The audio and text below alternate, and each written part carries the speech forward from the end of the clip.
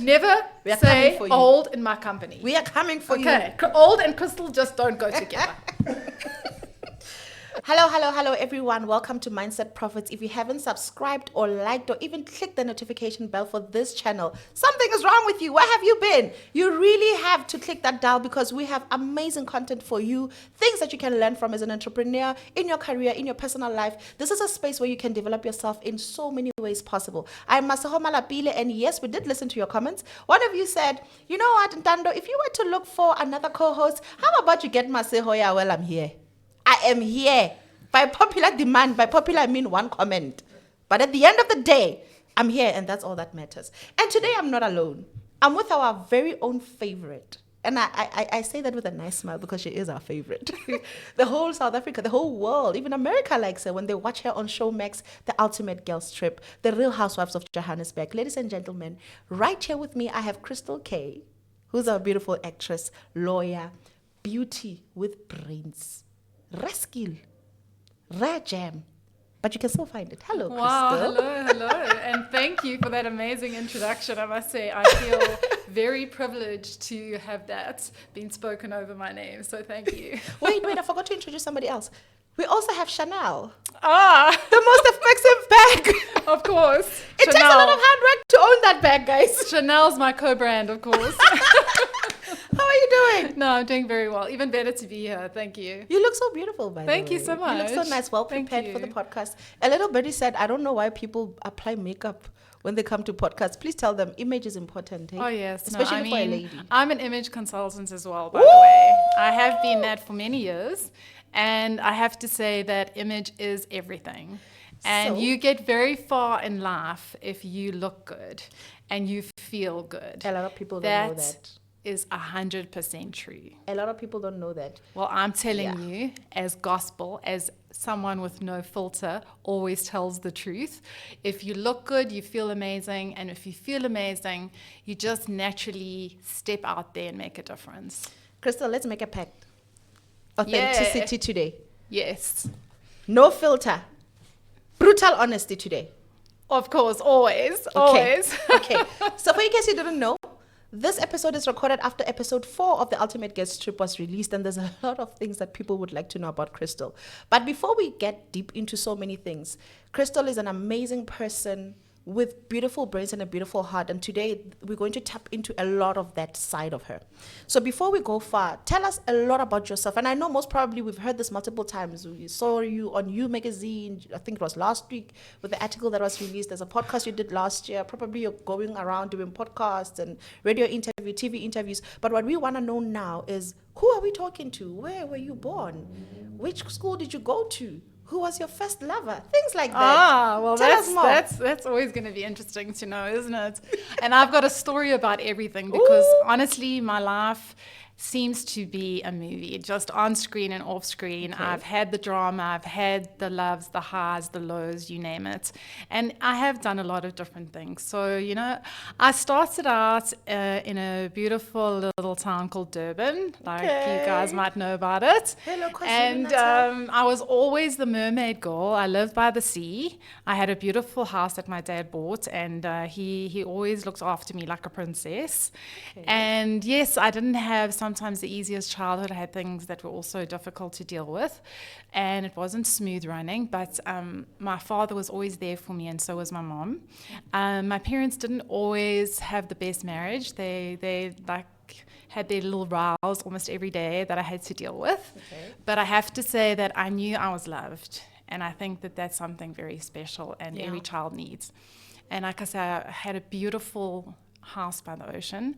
I used to look out every day over the sea and see the dolphins. And as long as you didn't see tornadoes, because it's rough in KZN. No, I didn't see those. I only saw beautiful whales and dolphins, and I used to walk down the stairs. Wait, which side of KZN?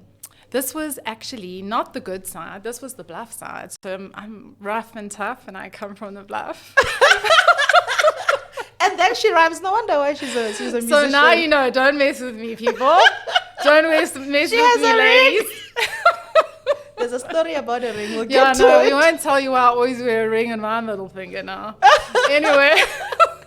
Okay. Yeah. So I really did have a very interesting, beautiful childhood. Also, the neighborhood that I came from was very free-going, everybody had their freedom at a very young age. It wasn't a conservative neighborhood.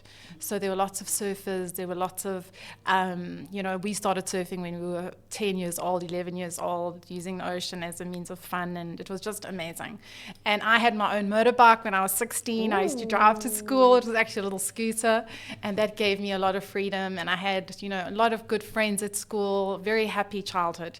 And I started modeling when I was very young. When I was 16, I started modeling at school, and I had to miss school, and my mother used to write all the letters to the teachers to say she can't come to school because she's not well today. But I was actually modeling and earning quite a lot of money.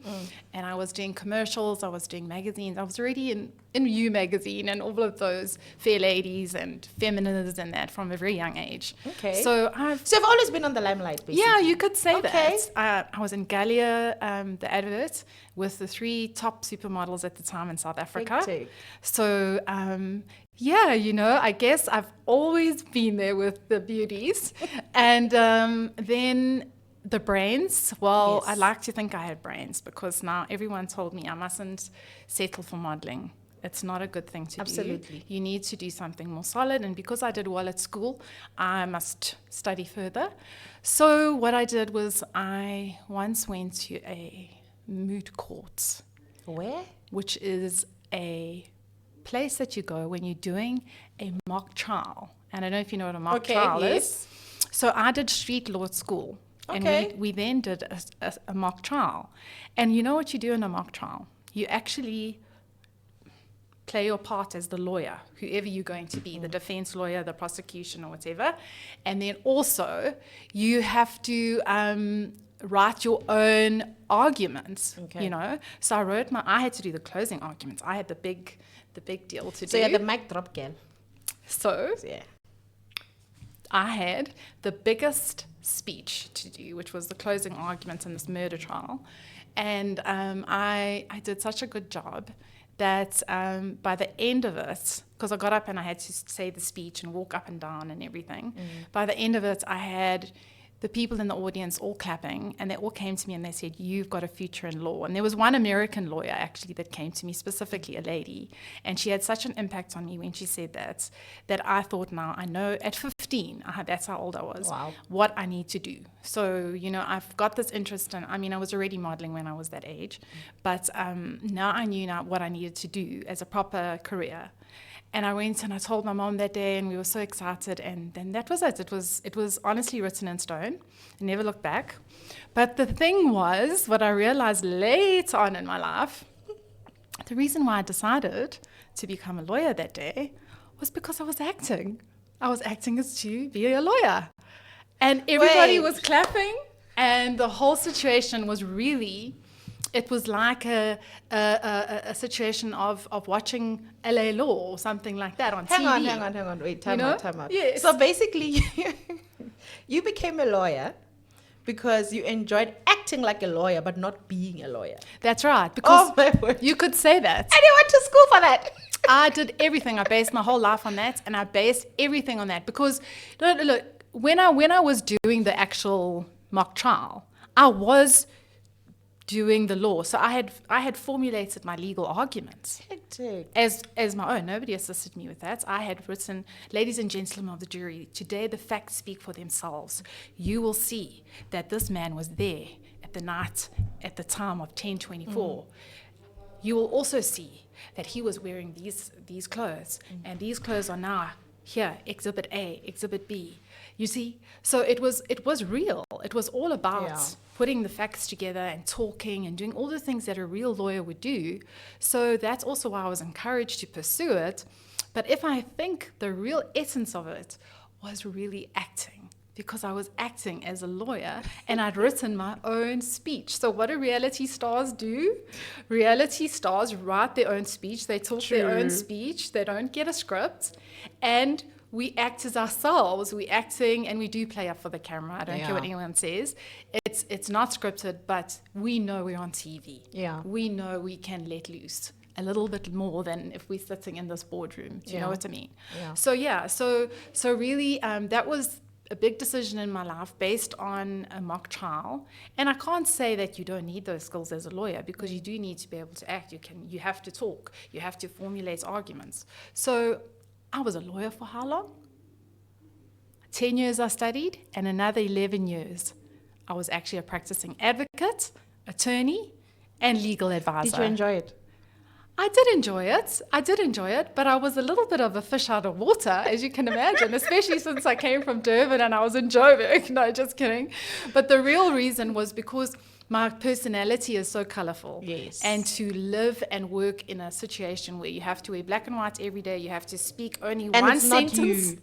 at a time. Not you. That's not you. It's not really me, but I can do it. Yes. And I've proved to myself that I could do it. So it was very good training, you could say. Yeah. But at the same time, I was boxed in. What I like is the fact that there are so many people that are sitting in careers that they don't like, right? Most probably it was the option where they were inspired by someone and they thought, let me do this. But they don't understand that the personalities they have clashes with the careers that they have. And I like the fact that you realized that and you took a turn and did something else. Well, it actually wasn't because I took a turn and did something else. I carried on with it because now I was stuck with being a lawyer. Oh, yeah, yes. How was it going to change? And I used to go and audition for The Voice when I was a lawyer. I still remember. I put down in Durban. The Voice! I put down my black robe in my chambers and I went running down to go and audition to be a singer. Because to be a singer really has been my first calling. Okay. But, we didn't even mention that. But when I was like 7 years old, I used to listen to Dolly Parton and Olivia Newton-John, and they were my inspiration to be these beautiful singers and to just love the world and give beauty and love and happiness to the world through music.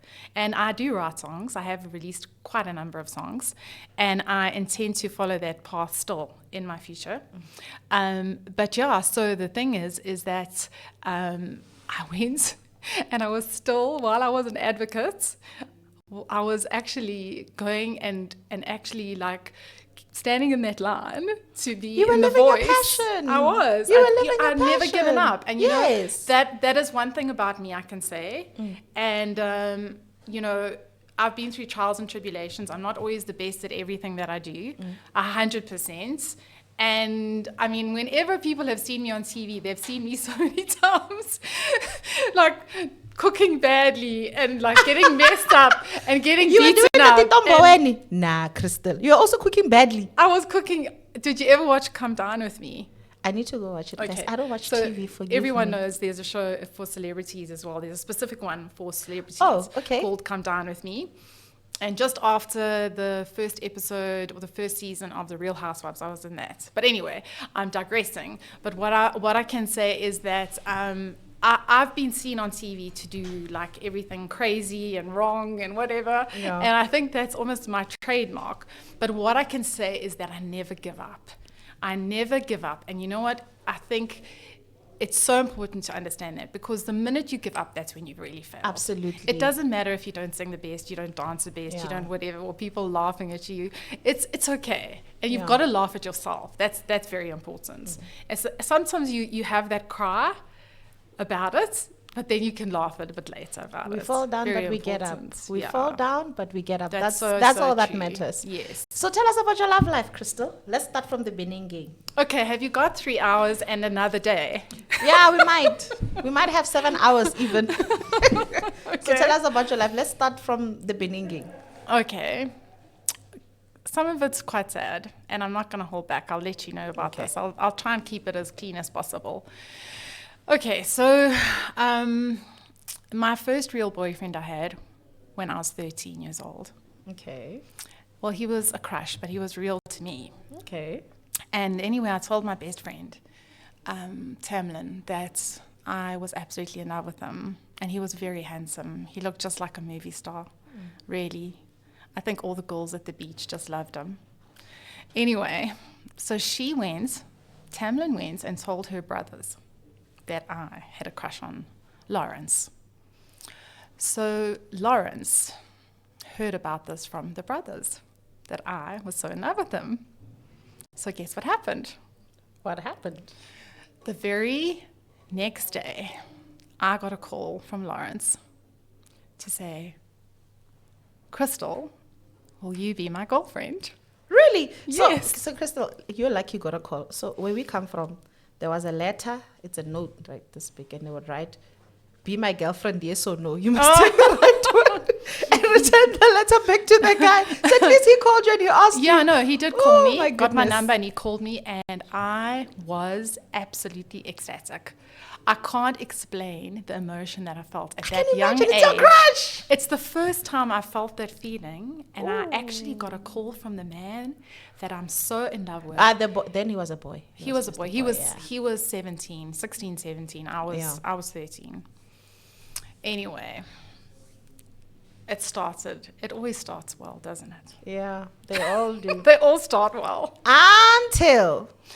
Okay, so then what happened is he was a bit naughty, and then he used to come around to my house and visit me, and I don't want to say this on camera, but he used to play with me a little bit. You know, like, we were just innocent, but we weren't, so we got a little bit carried away. Okay. A little bit more than kissing, you could say. Okay. Anyway, so I'm going to say this on camera. This is going to shock you.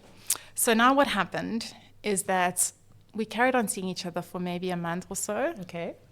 maybe a bit longer. And then one night there was a party. It was his brother's party. Where was the party? It was somewhere in the neighborhood. I can't remember exactly. Okay. But it was a party, and I was to go with his parents to the party. So we were all escorted, everything. And my parents knew about it, everything, right? So it was all safe and certain and fine. Mm-hmm.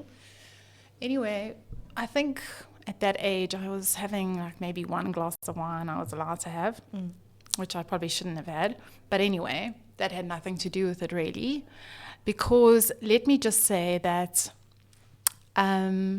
well, at that very young age, in my first crush, I was date raped.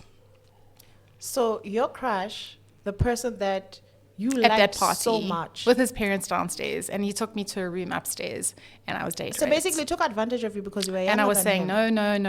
no. I mean, he's a young man, the young boy. I suppose he can't even think about what that means. And I was date raped. That's hectic, Christal. I'm sorry to hear that. Yeah, that is hectic. It's a horrible way to experience love in that way. I mean, Exactly. you're coming from a loving family with a loving parents, and now from a romantic love, your first experience is rape. Yeah. That's Yeah. hectic. I'm sorry to Yeah, hear that was that way. Then what happened? Did you tell your parents? No, I didn't say anything to anyone. For many years I haven't, and I don't often even talk about it because nobody really wants to understand that side of things. And also when we're young, we all do crazy things, and I've had to obviously forgive him for that, and I understand that, you know, he was also very like a boy, and what can you say? But it really did have a terrible impact on me. Absolutely. Yeah. And what happened was that you know, obviously I lost my virginity and I felt very different, and I remember seeing him the next day at the beach, because it was the Gunston 500, and in Durban that's a very big event. Everyone goes there, and he walked past me. Just like he doesn't know you. Yeah, we was there separately. I was there with my girlfriends, Yeah. and he was there with his boyfriends. And then he walked past the bottom of the stand. He didn't see me. And I just remember thinking to myself, you know what? Last night that happened, but at least we're together. At least we... That's how you comforted That's how I yourself. felt it. Yeah. At least we in a relationship, we together, right? So you know what happened? What? Don't tell me he broke up with you. The next moment, I was at home that same day. The same day. And he arrived at my house in the afternoon. And I was very happy to see him because now he's paying his respects for what happened last night. And he's come to see me and make me feel better and everything, right? Yeah. He says to me, sorry, Christal. It's my matric trials coming up now, and I've got to think about my exams. I won't be able to see you anymore. Goodbye. So basically, Lawrence, all he wanted was a young girl. Well, I can imagine this, that his friends told them that you like him. So he saw An opportunity to take advantage of you. Exactly. At 16. At 16. And I mean, I was 13, going on 14, which was very young. Even though I must say I always looked like a woman, you know, understand? I was fully... It doesn't matter how you look. No one has the right to give themselves power over you. No one. Regardless of whether you're wearing whatever that you're wearing. No. No one has the right No. to take from you. Especially at that age. Exactly. I mean, they're literally ruining your life in terms of your perception of relationship from that time going forward. So now, how did that make you feel? Like, after he broke up with you, how did you overcome everything? It was actually like the biggest heartbreak you can ever imagine. I can imagine. Because it went to your self-esteem. It went Yeah. to making you feel like you're not worthy, that you just actually a piece of meat, and for someone else's pleasure. Or mostly, it was very clear to me that he just used me. Yeah. And also, I was very naive in those things, because I mean I was so young. Regardless, Christal, he raped you. I mean, Yeah, whether or not date raped, whatever. That was the situation. rape is rape. I mean, it doesn't matter whether he was trying to use you or he took something.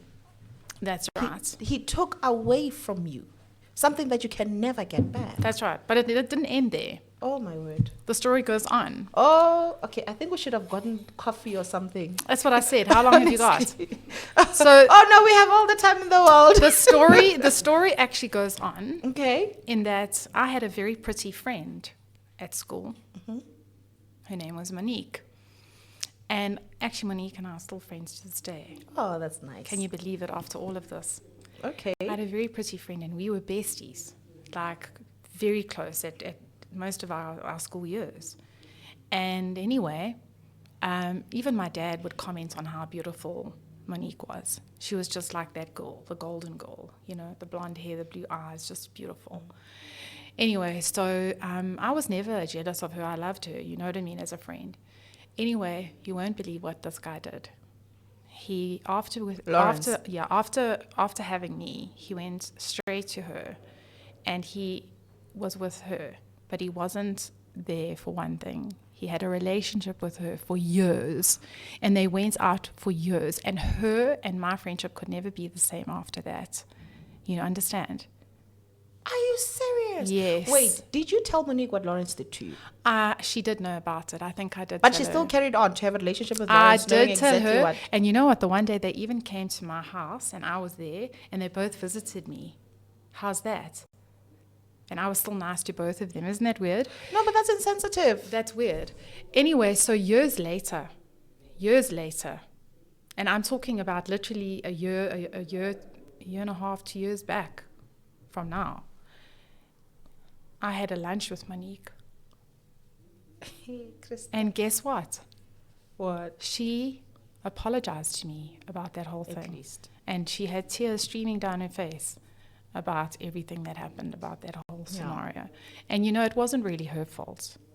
It wasn't really her fault. I still blame her, But then yeah. again, she did know that I'd had a thing with him, but I suppose we were finished by the time he got to her. Regardless, if I'm your friend and I know that somebody took advantage of you, I'd believe it to a point where I wouldn't want the guy next to me. Yeah. Right? Obviously, most probably at that time, rape was frowned upon, not like now when a person can openly say, I was raped. We don't know that. I don't think she knew that there was the rape type of So thing you didn't involved. tell her I the didn't rape? tell about Okay. that. I was too young and I didn't want anyone to know. And But now here's my question, Christal. So because you didn't tell your friend, did you have anyone to share this with?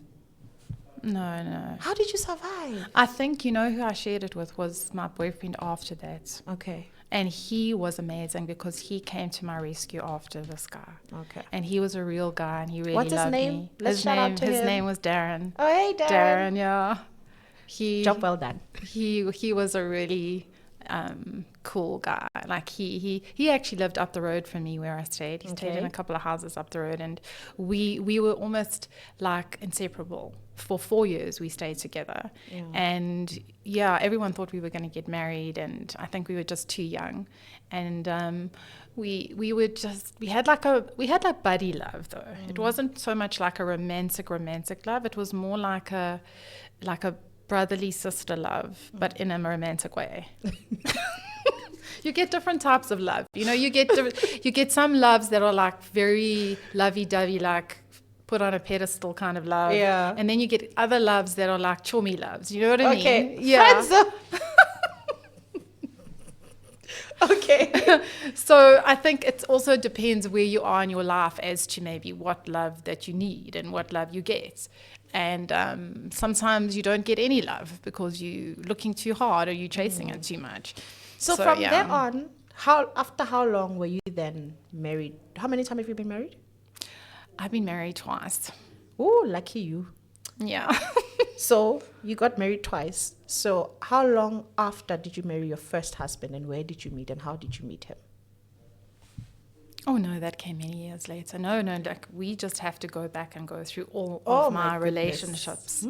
So there was Darren, that was 4 years, and he and Aka said we had a great relationship. We did Okay. everything together. We went to the beach. We went on beach buggies. We did, like, I went through university with him. Yeah. He studied with me. We were honestly just happy mates together. It was wonderful.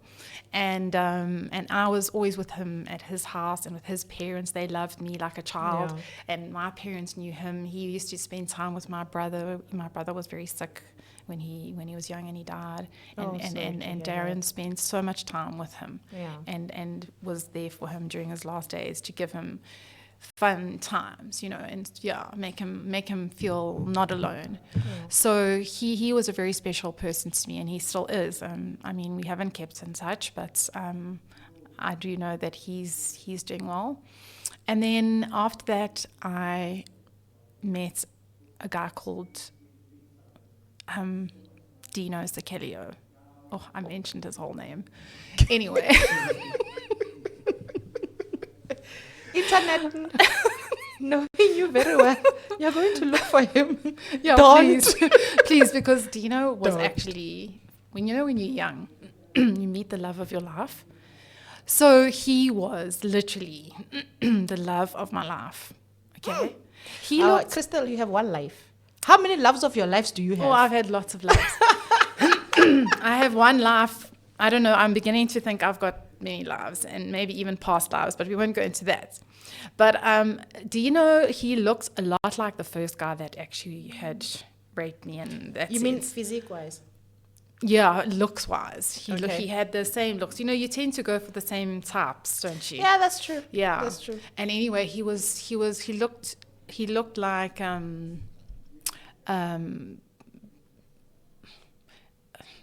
James Dean or something like that. No, he You have was a thing for handsome men. he was so I'm pretty sure he was. Yes, he was beautiful. Yeah. And anyway, we used to go to these nightclubs in Durban, and, hard rock, whatever. And we used to be in the same circle of friends, but we didn't know each other. Mm-hmm. And then every time we would go out, we'd just gaze at each other across the crowded room, but we never used to meet. It's like he was too scared to come to me. I was too scared to go to him, and we'll just gaze like we were just mesmerized when we saw each other. It was so funny, and I couldn't get it over.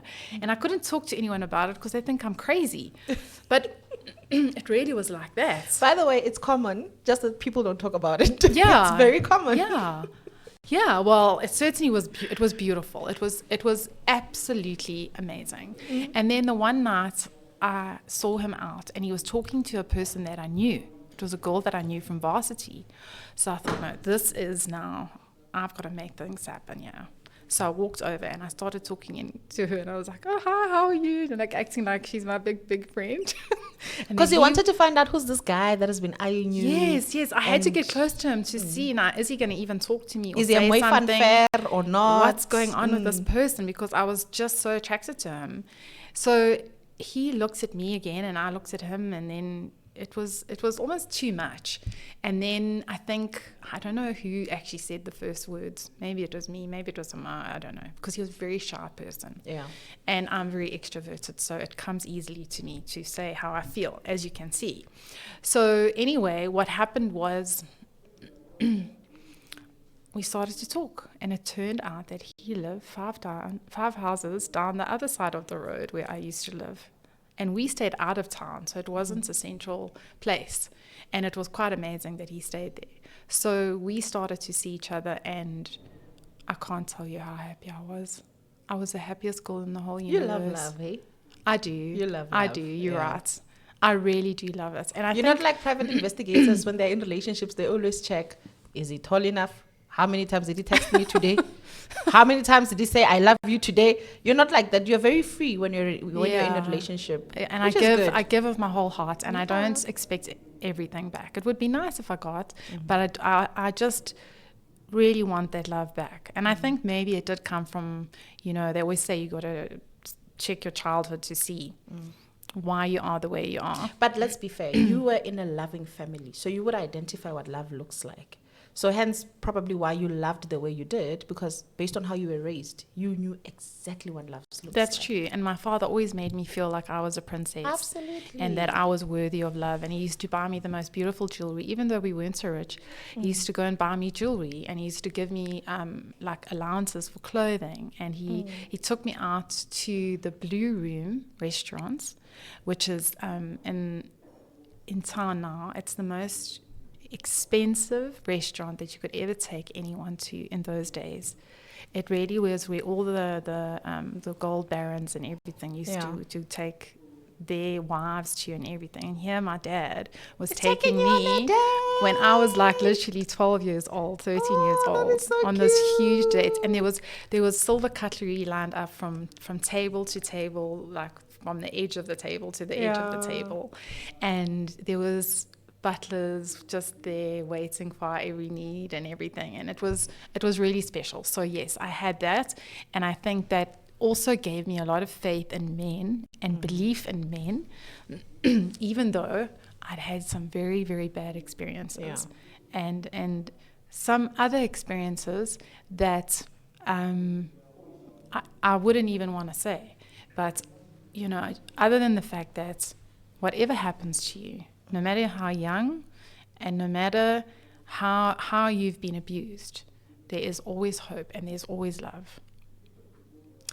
South Africa, no matter how you've been abused, there's always love and there's always hope. And I think the society we live in, a lot of people can say, if we were to take a survey and give it to every young person, doesn't matter of all ages, and say, in this new age of South Africa, in this GNU, is it GNU or whatever we call it in government right now, people don't believe in genuine love anymore. People are more guarded right now, to a point where there's a lot of disappointment than anything else in the relationship space currently. But I love how you took your upbringing as your pillar of definition of love. And I think that's where it starts. How do you define love as a person? And regardless of how many disappointments you've had, for the mere fact that you were shown love, you'll always be hopeful, because that's exactly what love is. Love is always hopeful, even in bad situations. It is. It is. So I love how you triumphed over all these disappointments that you had from your previous exes. I'm talking up to the one, we haven't gotten to the husbands. And no, we haven't. Else, we're getting there. I'm pretty sure there's a story there as well. You told me you had 7 hours. Yeah. No, let's talk. We can have multiple parts. It's okay. Yeah. So having said that about parents, I do know as well that not everyone may have been as lucky as me. And like I see sometimes these coaches on Instagram, they say things like, you always become like a needy person, say, if your parents didn't give you the right amount of love, or you feel neglected in some way or whatever. And, I think that even if your parents didn't give you everything you needed, even if you were an orphan, even if you struggled in that way from your parents, or you abused, even sometimes parents even abuse their children, they neglect them, they do terrible things, there is love in this world that you can look to and you can get over it.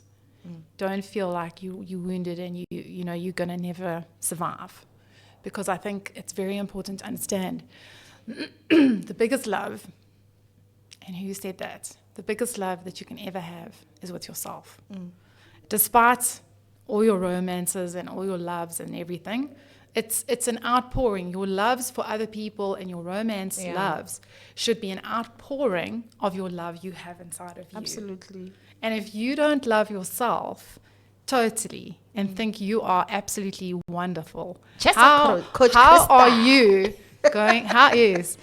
you going to show that love to other people? Because you don't know how to do it. And that's really the essence, is that sometimes people even have had wonderful loves growing up by their parents, but they haven't been able to internalize it and love themselves. And that journey is what we're really here for. Oh, That journey is what we're here for. And despite all the rejections that we go through with our love lives, which we all do somehow or another, some of us are very scared. Some of us stay in our box so that we don't have rejections. Some of us get out there and we dance with the wind. And you know what? We all need to understand that our journey is to grow to the light and grow through it. So when you look for a guy, typically, what would you look for? If you were to say, do you also have like a, what do they call it, check box or tick box to look for the this you do have perfect a guy? list. You do have requirements for your life and where you're at. Is money one of it? You have to live here.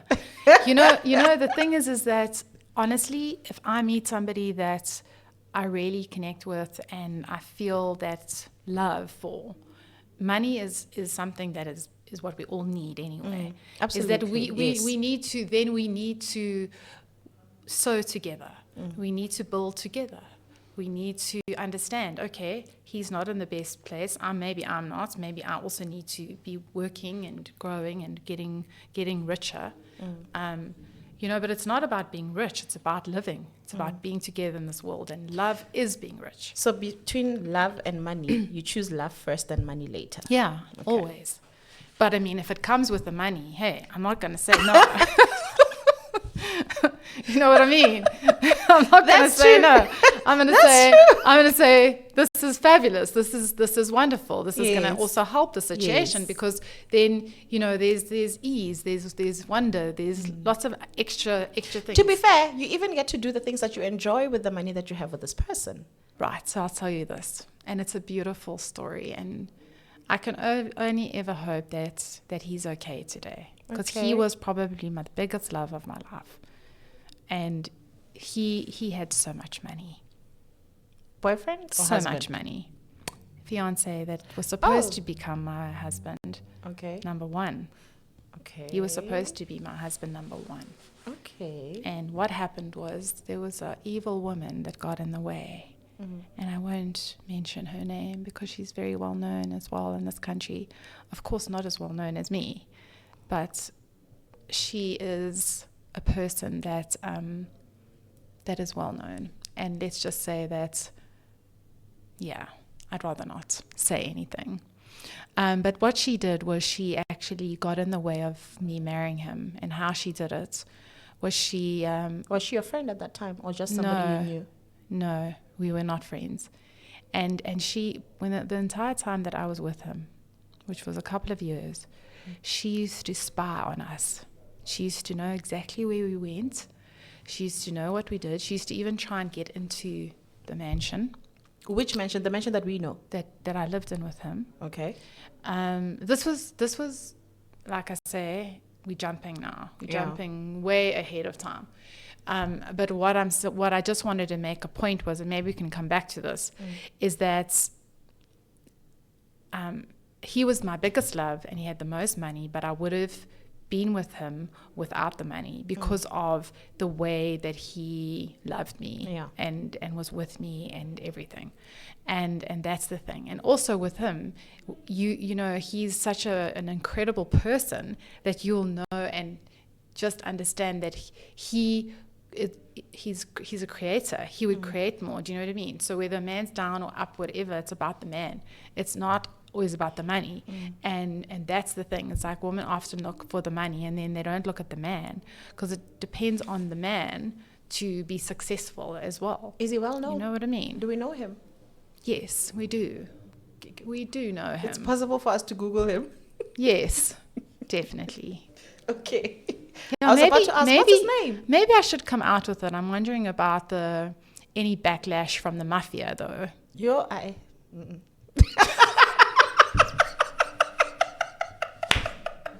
But he's not part of the Mafia, but he's got an army that's around him. And actually, it's not his army. It's the wife's army. Which wife? Because the lady that took him? Yes, the one that took him from me many years ago. So they got married after This that? was 12 years ago. She stole him from me. And Okay. he still came back to me afterwards and asked me to come back to him. And then I'd already moved on to my friend that I married. That's the father of my child. Long story. Yeah, so it is a long story. But if I go back and I tell you quickly of all the loves I had before that was, so yeah, Dino was that guy that I just idolized. He was just my absolute love of my life. And then he went to America. I should have been with him because I wanted to always live in America and be in LA, and that's where he lives now. He's married and he's got 2 lovely children. And then after him, I met another man called Gavin. And Gavin was exactly like Dino in a way, but he was extroverted, whereas Dino was introverted. So I felt that Gavin was a lot better match to me. Okay. And we did have an incredible relationship, and he was there for me through a lot of terrible trials that I went through. And he also, he took me on holidays. He was there for me. He was very committed to me. Okay. And we got engaged, and then everything fell off the wheels because, yeah. You got engaged to Gavin? Yeah. I got engaged to him. Then how did you break up? We broke up because I got ill and I had to go to hospital, and then he got pregnant with another girl. He had to marry her. So again, I lost my love through another woman's bad behavior because it was a one-night stand. So he says. So he says. Allegedly. Well, anyway, that was that. And it was very sad to let him go. And then after that, it was a very long time that I didn't have anyone in my life because I was struggling through a very terrible time in my life, what I went through. And then after that, I met another man in church who was a very tall man, and he was quite attractive as well. And his name was Terry. Terry. And I called him Terry the Terror. Because this man, I think, was worse than all of them put together. So this man was actually abusive. And Don't tell me he hit you. Yes, he did. And the church even phoned me to say, Christal, we would really like you to understand that this man has had bad connections with women in the church and he's been very abusive to them. And I was like, never. This man could never do that to me. He is amazing, because he would buy me clothes and shoes and this and tell me how beautiful I am every day and, do everything that a girl could ever want. That, for me, sounds like an abuser trait where they shut you up by buying you stuff. No, so it was only in the beginning. He did that to lay the root of the relationship, the connection. And then once I was now in a relationship with him and we were properly together, that's when he started the abuse. And it wasn't like, first he started say pulling my hair. He would pull my hair while I'm in the bath. And then the one day he actually hit me in the back. We were talking and then I turned and then he hit me, just hit me in the back. I couldn't believe it. And you know me, I don't take nonsense. So you know what I did? What did you do? I took my nails and I scratched it right down his face. And that's how it got. So it was like that. It was totally... It was a toxic relationship. Totally. And that it took me... Because of also, and you see, I was in a bad space when I met him. So you must be very careful when you meet people, how you feel about yourself and where you are in your life. Because when you're feeling down and you're on a bad turn, you can meet devils. So you attract what you are. You can. You have to be very careful. Yeah. And anyway, it took me almost 1.5 to 2 years to get out of that relationship. While he was still abusing you? Yeah. Were you living with him? And I'm someone that doesn't tolerate that. I mean, I'm a very, You're vocal and you stand for yourself. So you were still staying with him while he was still abusing you. So you were staying with him? No, I didn't stay with him. Okay. No. I had my own flats. I didn't stay with him. I was like, you survived. But what I'm saying is he was so clingy. He didn't let me go, even though I tried to end it so many times and I told him to leave so many times. He kept staying, and it was difficult to extricate myself from that relationship. And also he kept using religion and God and everything, and I'm also a believer, so it was he kept on saying he's sorry and everything, and then I would say yes, and I can be very, very soft. So what, he's using the forgiveness part against you? Yeah, no, it was terrible. I mean, I don't ever talk about that part in my life at all, because it's something that I want to not remember, but I just want to know if it can ring any bells with some ladies out there, you know, just understand that you've got to really work towards getting away. It's very important because you can end up getting killed. Yeah. You can. You need to know when to walk away. Yeah, you have to. You need to know when. You don't want to wake up one day in your own grave. Well, I've met the most horrendous men, and I've met the most amazing men. And then you're gonna really be interested to know the next person that I met, but I didn't really have a relationship with them, but it was really bad. It was really bad because I didn't realize at the time who he was.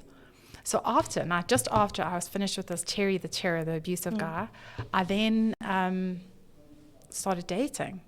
And I didn't have Tinder or anything at the time. So you meet people in your vicinity. Yeah. So I went to court. I was an advocate. And I was doing a case. And the guy on the other side was an advocate. And he was quite sweet. He wasn't my type, but he was a nice guy. Seemingly. Anyway, it turned out that guy wanted me to go to Pretoria with him. So I remember this beautiful card he wrote. And he took me to lunch. And he told me, like, in the card how much he's actually in love with me and everything. And he's also an advocate, how he can help me with my practice if I come to Pretoria. This was when we were in Durban. And I said to him, look, I'm sorry. I don't have that feeling. I just don't have the right feeling for you to do it. And I had no idea what he was actually up to. Do you know who this man was? Who? There's a girl. Her name's Advocate Barbie. I don't know her. Well, go and Google Advocate Barbie. Advocate Barbie and him. His name's Dirk Prinsloo. Okay. Dirk Prinsloo and him, Advocate Barbie, were people that made blue movies, porn movies, with children. Sorry? What they did was they actually went and they pretended to be a couple. And they went and adopted children. Wait, they pretend, so they're not a couple, but they they were a couple. They were a couple in crime. They were a couple in crime and they were together. Okay. And what they did was they'd go and they would then adopt children. Of course, with both being advocates and everything, they look perfect. They would adopt children and then they would actually make porno movies with them, with the children. In South Africa? Child porn. That's what they were guilty of. It was so bad. There's a book written about it. She wrote a book. As far as I understand, he is now in a Turkish prison. He robbed a bank in Turkey. Well, it's a good thing he's in prison now, after violating kids like that. But you see, when you're not in the best space, it's funny how you can really attract bad things. You have to be very aware of that. I mean, you still have to get out there. You've got to get out there, but you've just got to be aware and just be very careful. So this advocate, where is she? I don't know now. I'm not sure exactly. But she got out of prison. She went to prison as well, and she got out of prison, and she's written a book. She's written a book on the whole thing. So just if you want to find out about it, it's Advocate Bob. But it's a horribly gruesome story and very sad for what they did. Yeah. So that was that. And then after this guy, Dirk Prinsloo, I finally managed to meet another boyfriend, and his name was Tim. And Tim was a gynecologist.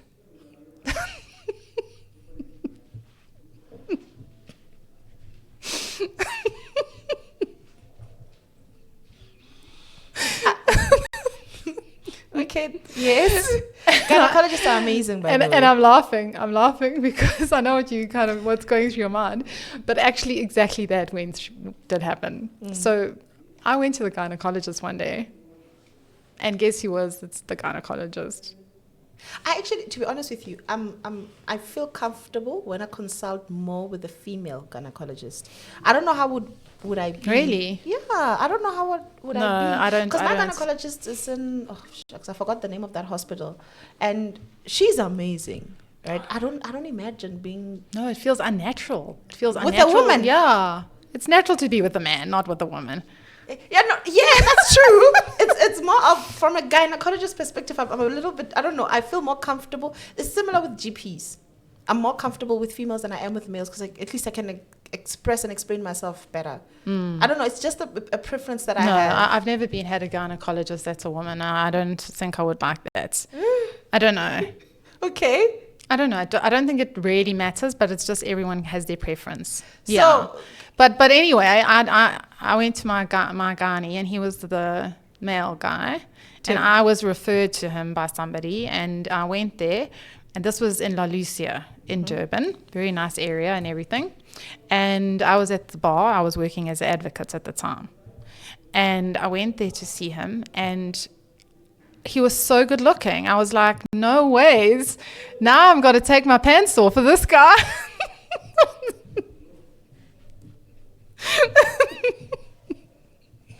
It's gonna be so weird to do that, like you were saying. So then I noticed all of the pictures with the kids and stuff, and I was very interested in him. And I said to him, "So are these your children or not?" Because obviously he's taking pictures with the babies he delivered, so they're not his kids. So he's like, "No, I don't have kids." So I was like, "Sure, thank goodness he doesn't have children." This.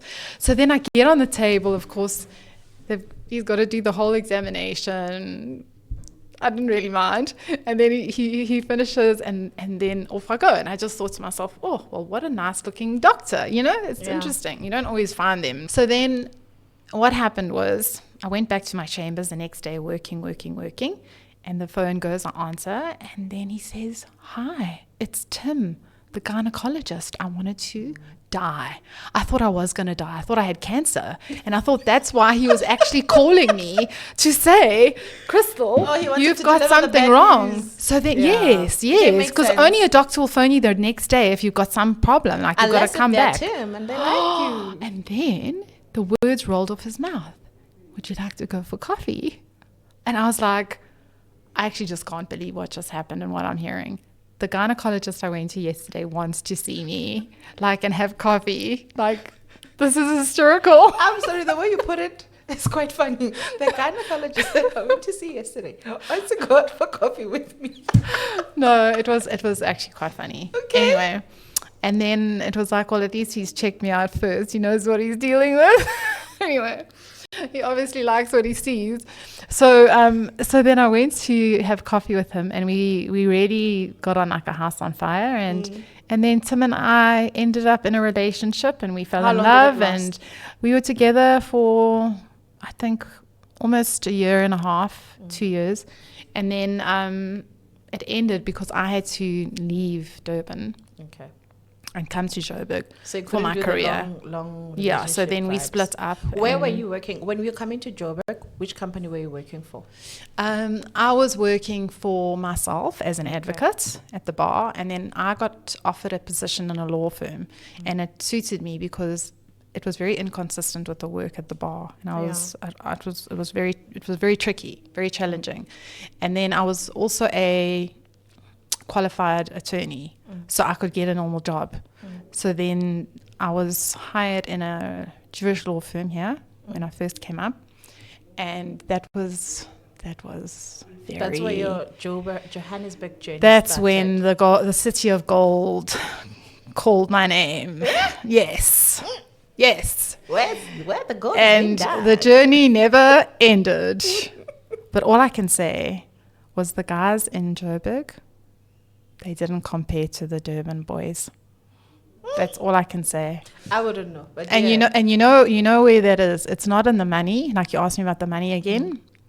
The Joburg, is it more of a character thing? the Joburg guys might have more money, but the Durban guys, in terms of looks and heart, they were very committed and very, that's your guy. Yeah. There's actually, Durban, I think, is a lot more like that in terms of, having your person. Whereas Joburg people, they want to have 10 lovers at the same time. You know what I mean? That's just how it is. I mean, maybe times have changed also. Maybe I've also changed because I'm older now, but I don't think so. Times have changed, I think honestly, even the Durban people that I know, the Durban guys that I've seen lately, they tend to be a lot more committed than the Joburg guys. The Joburg guys, and also the Joburg guys. Again, this is my own experience. I mean, other people might have different experiences, but I find that the Joburg guys expect the woman to run after them. How does that work out? They do. They might give a little bit and then they want you to run. They give you one step and then you must run 3 steps to them. Please teach them. Teach them on this platform how exactly it's supposed to be done. And you know what? A woman does nothing. It's supposed A woman to be like that. must do nothing. Thank you. The only thing a woman does is respond beautifully to her man when she's treated well. You know what? When you say this, you remind me of the episode that I saw yesterday. And Lakongo, during her diary session, she said it in Zulu though. And she says, it is not for a woman to chase after a man, but a man to chase after a woman. So as a woman, there's a stature in the way you portray yourself to attract them enough to hunt you, but never hunt them. That's what she said. Yes. And I found it it's something that all of us should learn. But then again, you know what? The thing is, times have changed so much, and we have lost the true essence of what the man and woman relationship is supposed to be like, to be honest. Or relationships in general, how they're supposed to be, who chases who, what does what. Most probably that's why Joburg men feel like a woman must come and chase me. If I come and I chase you as a woman, what's your job? Honestly.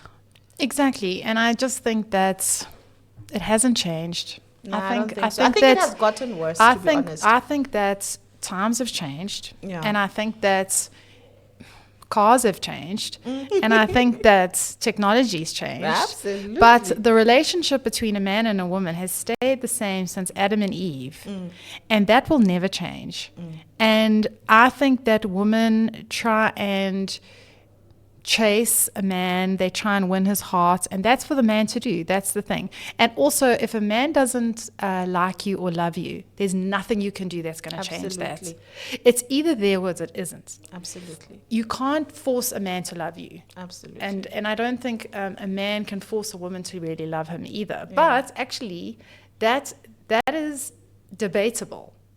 Because a man is able to do that. If a man comes along with the right amount of love and like being so crazy for a girl and gives her a lot of attention, gives her a lot of money, gives her a lot of things, that girl can easily fall for that guy. He doesn't have to even look like, the Prince of Arabia. He honestly can win her over, and that's what men do. They can win women over, but women can't do that for men. Did you hear that? Thank you. A woman, and if a woman does that, you know what's going to happen is that guy's just going to be fake, and he's just going to be there for what he wants and for what he's getting out of it. If it's going to be money, if it's going to be this, whatever, he's not really going to be there to love her. Yeah. Christal, so you've been a lawyer and you have a lot of legal experience. How did Housewives, the franchise, who owns it? Who owns the license? I'm not sure who owns the license now. So how did they get hold of you to be part of the show? Okay, so this was a different franchise in the sense that it was the ultimate girls trip. It wasn't a normal, certainly Joburg Real Housewives, okay? No, I mean the Real Housewives of Joburg, because I think that's where I started knowing more about you. And I think, was that your first reality TV gig? So how did they get hold of you? Real Housewives of Joburg was started with three producers. Okay. There was Pebbles, there was Rebe, I think it's Rebe, and Sonia. And Pebbles phoned me one day. Out of the blue, they found out about my practice, my business, Location Masters. Yeah. And I was in the entertainment game. Wait, that's the name of your business, Locations Masters? Yeah, Location Masters. I actually am not... I'm not really practicing too much with it now, but I do that. I do locations for movies as part of the offering that I do with my real estate. So the situation was that I was phoned, just one telephone call, by the producer, Pebbles, to say, would you please be on the show, that you would be perfect for it. And they had discovered me through my business of providing like houses to production for movies and things like that. But then now, here's a question: what's the requirement of a housewife? Like, if what qualifies a person to be called a housewife according to the Real Housewives franchise? There's no real requirement other than the fact that, you should have been married or you should be divorced or something. You should have been married at some stage, I would say. But sometimes that's not a requirement either. Is I it more remember like a boss lady type of a Mercy never vibe? got married, and she wasn't married, and she was actually, I think she was a housewife. Or was she with Madame? I don't know. But anyway, the chances are you need to be married or divorced. Then you need to have a certain lifestyle. Your lifestyle needs to be grand. It needs to be... luxury. as you've seen, yes. It can't just It's a be a trademark, simple that little nurse or something. No, sorry. Imagine all respect to showcasing a nurses. nurse as a housewife. Not that that's- it's bad. No, nurses can have their own TV reality show. That could be an excellent thing to do. But this is about grand housewives that live their lives in a very opulent way. And that's really what they're looking for. So if you've got nice houses, nice cars, nice clothes, whatever. And then, of course, there's also the look side. So you need to be attractive. You don't need to be the most beautiful, but you need to be attractive. As you can see, not all of the housewives have the perfect figures, and that they're certainly not runway models, but they're beautiful. appealing. They are quite good looking. So I would say those are definitely the three most important: is being attractive, having a good lifestyle, and then also being married. And also, if you're married to someone very wealthy, that's perfect, because that gives you the lifestyle. So at that time, where were you staying? Were you still staying in the big mansion? Yes, I had my big mansion, and I had my... Were you still with your then fiance? Yeah, so what had happened was my fiance that I was going to get married to, the big guy, he'd actually bestowed on me the most amazing amounts of money, and it preparing me to marry him, because the thing was is that there was a very big difference between us in terms of what he had and what I had. I had nothing and he had everything. Age-wise? Age-wise, he was 20 years older than me. Okay. And also, I just think that we were getting closer and closer to actually getting married, and he felt that that was the time now that it was right for me to get something special, that I will feel like I have something of my own. And there were also other reasons why he gave me such a large sum of money. It was because I looked after him. He was a very sick person. When I say sick, he had alcoholism, and he was a drug addict, and he would often for days never leave his room because he was passed out on his bed, and I would never leave him, and I would look after him, and I'd save him from the shower, of dying in the shower because he slipped or whatever. I've called the ambulance so many times. I was there for him. And he knew that. He knew that out of all the girls that was ever with him, I was the one that really loved him. So how did you buy? I'm very interested in that beautiful mansion. Where was the mansion? It was in Kyalami and Saddlebrook Estates. And I loved it. It was my It's a beautiful absolute house. best. Yeah. I mean, I think also because I knew that it was given through him and everything, it has a very special place in my heart. Did you use the money to buy the mansion, or Yes. did he give you the mansion? He gave me the money, and I bought the house with it, and I bought a beautiful Maserati sports car. And Christal, I'm interested. You bought a mansion, you bought a Maserati. How much money did he give you? He gave me 30 million in one day. Hey. Yes, and I'm very happy to say that, because, what kind of love is that? It's beautiful. That's a good question. You What see? kind of a love is that? Yeah. 30 million. 30 million. Hey. Yeah, I'm the 30 million baby. See? $1 million baby. Christal. Okay. Sure. Okay. Yeah, and you know what? He loves me to this very day. And I know that. But it's just sad, because it's like he's dead. Because I can't see him, I can't speak to him, he can't see me, he can't speak to me, because the ex-wife not the ex-wife, she was the ex-wife that came back and took him away from me and poisoned his mind by lies and all sorts of treachery. And now she sits there in that big mansion with all the celebrities and the Which presidents. mansion?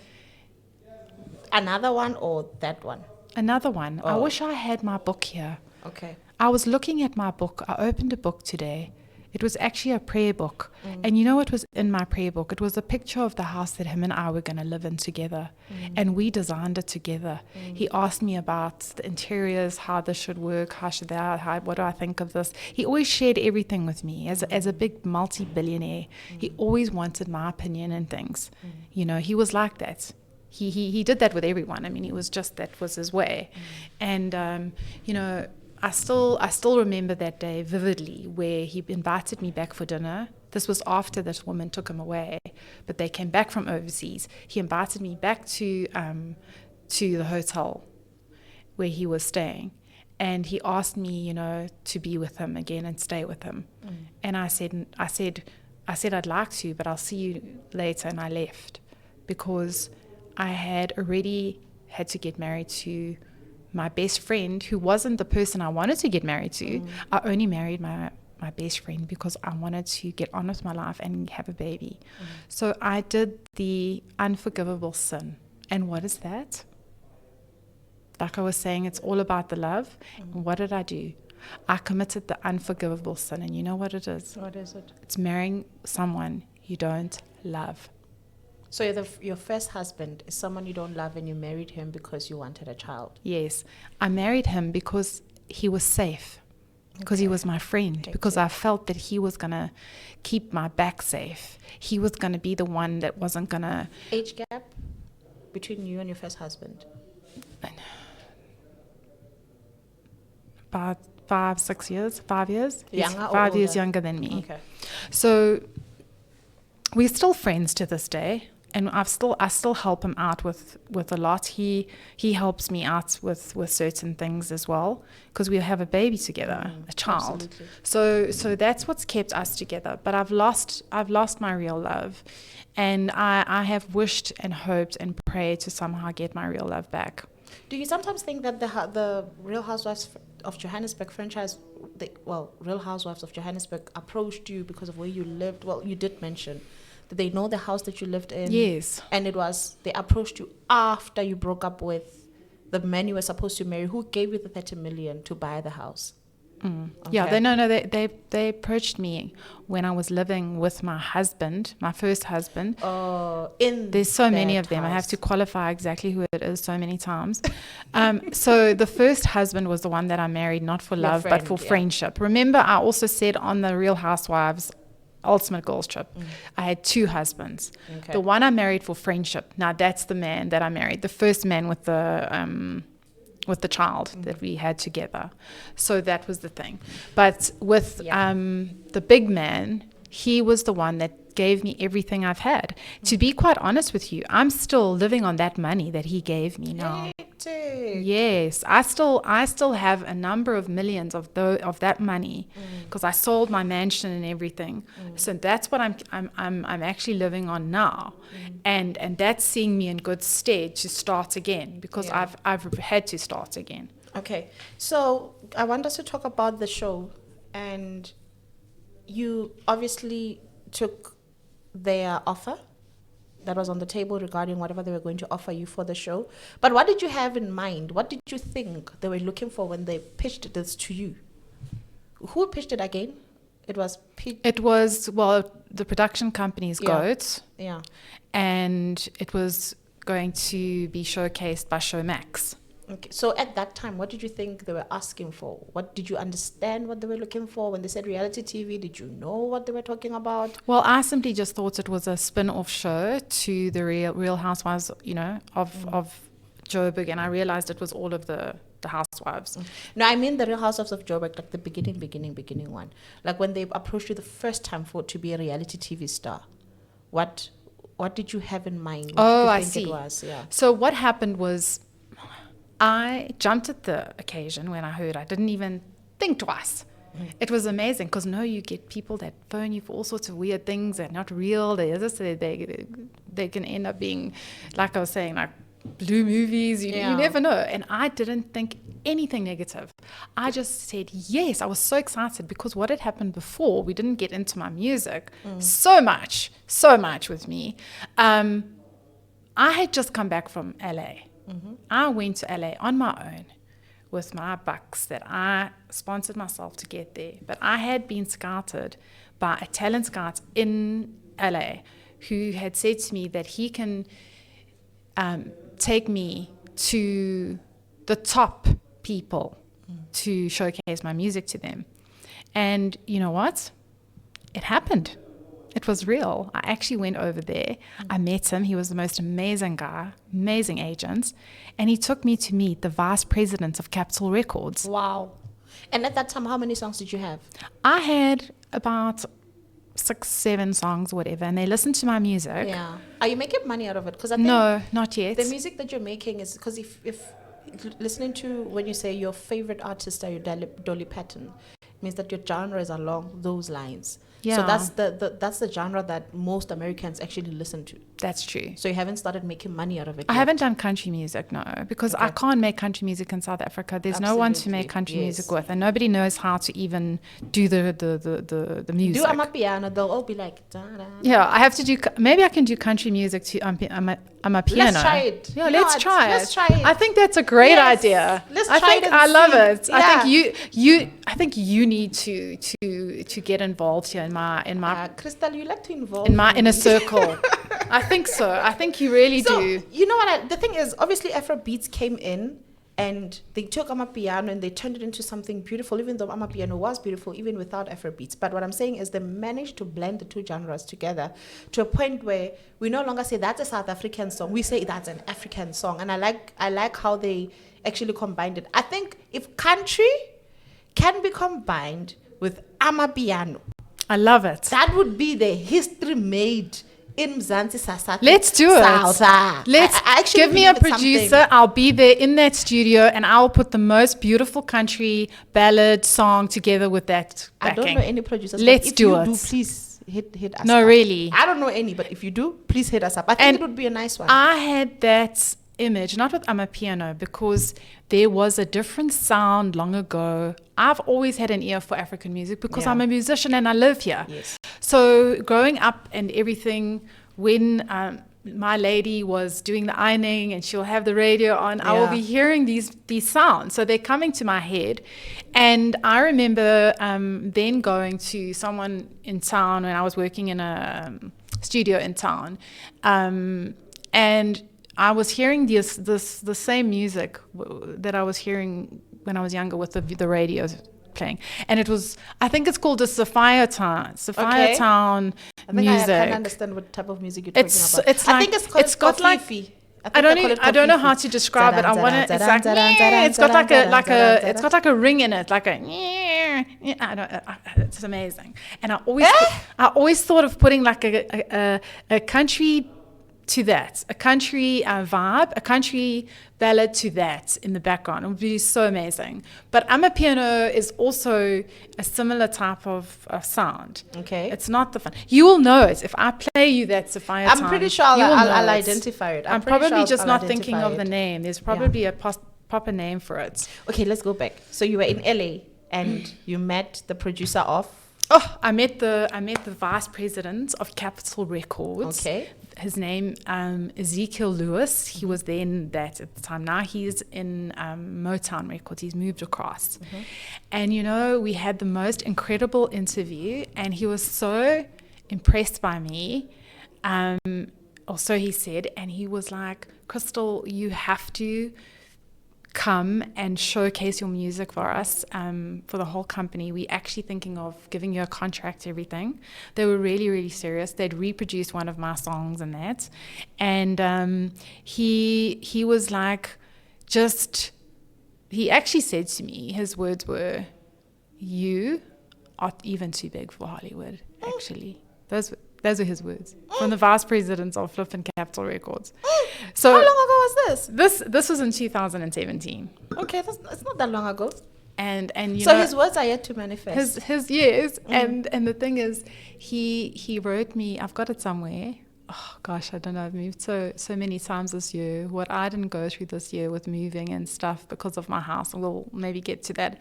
But the thing is that he wrote in an email, and I cut out the email because I was so excited, and I've stuck it in my music book, and it actually said there, Christal is such a star. She just needs some American heat. Oh, I think your music. with everything that you produce, even with us as business people, you always need to look for a relevant audience for what you're offering, right? Because sometimes your product or your service or whatever it is might not be appealing to the market of where you live, but it could be appealing somewhere else. That's why we have the likes of Tyler that are going abroad. And I know Tyler's done amazing. Yeah, you know, she's doing amazing work. She won, I think, a Grammy, right? But she's also in the same place that you need to be. Like if I was in LA, if I'd stayed in LA since this time that I met Ezekiel and I established these connections and whatever, instead of being back here with the Housewives, I would be there. You're making it sound like it's a bad thing. Well, I can honestly tell you that the Housewives was not my number one love. Okay. The Housewives is something that just came out of the woodwork. But how was the treatment there at the Housewives?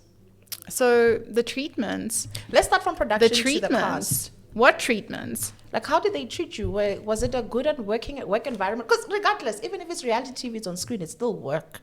So how was the treatment from production to cast? You know, I'm asking, right?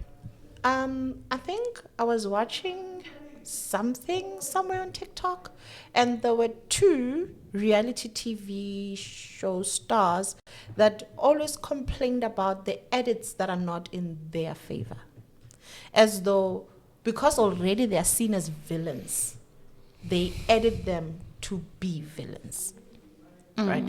So that's why I'm asking, how was the treatment between the cast and the production, so that we can know, is this actually real, or did they edit it against or in favor of Christal? Does that make sense? Yes, so I think in the first season 1 of the Joburg Real Housewives, I think that it was edited in quite an accurate way, if I want to say that. Okay. I don't think there was too much of a problem. Okay. I think then season 2. Who was in season 2? Season 2 I was in as well. And then there was Tarina, there was a new cast. Oh, that's when we got introduced to Mrs. Mops and Mrs. Mops Letabo and yes. And Tarina. Yeah, so I can't say exactly about the production side. I can say that the editing was fine. Okay. So what happened, and I didn't feel like I was made to be more than I was because those things actually did happen. Thank you I for said your what they honesty. said. Yeah. But in season 3, I was chosen to continue with the Real Housewives of Joburg, and only Sonia was the producer with that, and that's when everything started to go crazy against me. How so? The girls were even nasty to me, more nasty than they'd ever been. Season 3? I'm sorry, I didn't watch it past season 2, so I'm not really too sure what happened afterwards. So who was the cast for that season? Well, let me not leave out Letabo, she's going to have a fit. Why are you being spicy? Yeah. Because I am. Okay, but I can't always remember who everyone was. It was like so many years ago, but I can remember that what I was saying to Letabo as well on the show, and what everyone saw for the Ultimate Girls Trip, is that I can remember those parts that were alarming to me and that were hurtful to me and that people were attacking me, but I can't remember people that were just in the woodwork and that were in the backstage. I can't remember them. And she was one of them. She didn't have a big deal play on me with regards to the nastiness and the cruelty and everything compared to some of the other people. Basically, she was not involved. No. And there was a whole lot of new girls as well. Like there was Teresa, who was the Chinese girl. There was I don't even remember the other girls' names. And that's just because they're not my friends and I don't know who the hell they are. And they mean nothing to me. Okay. They mean nothing to me. And why should they, when they were the most nasty people I could ever have met in my entire life? And when Sonia was behind the whole thing of trying to put me down and make me feel so bad and make me so upset. And you know what? There was a guy that I met there, another love of mine, you could say. And I can tell you now that he was so shocked. He was working on the production. He was a guy, Jamal, his name is, and he couldn't believe how I was treated. And he came to my rescue to help me and I was crying often at times, and I was in such a state and everything of how I was treated and whatever, and how I was put down, and the words and things that were said to me in this season. It was just, they were gunning for me. They were gunning to get me out of the show, because for 2 seasons I dominated, and they didn't want this white chick dominating. No, they didn't love me. Sonia didn't love me, and the other girls didn't love me. They were jealous of me. Because even through all my tears and my drama and my suffering and my put downs and everything, I arrive, and I arrive, and the like you say, you guys loved me, the audience loved me, the viewers loved me, and they didn't like it. That is honestly what I know. And then in season 3, it was never aired, because it got to a point where, firstly, there was a big showdown in Kenya where they singled me out at a dinner, and they said the most horrendous things to me, where I almost felt like I wanted to quit the show. But no, as I do, I go on, I don't give up. And then we got back to Joburg, and I went and I approached Brunette. I said to Brunette, it was at a nightclub in Pretoria, I said to Brunette, why on earth did you say those horrendous things to me that night? You were recording at that time? You were still recording? Yeah, we were actually live recording. And on camera, I said that to her. And then Kati just comes for me. And she's Kati? Gugu Kati. Okay. She was one of the other girls. So as you can see, there's so many... Was she also casted as a... Yes. So there was always 3? changes. That was season 3 that was never aired. Okay. She goes out with that DJ, some DJ guy, husband, whatever his name is. Anyway, so the thing is that...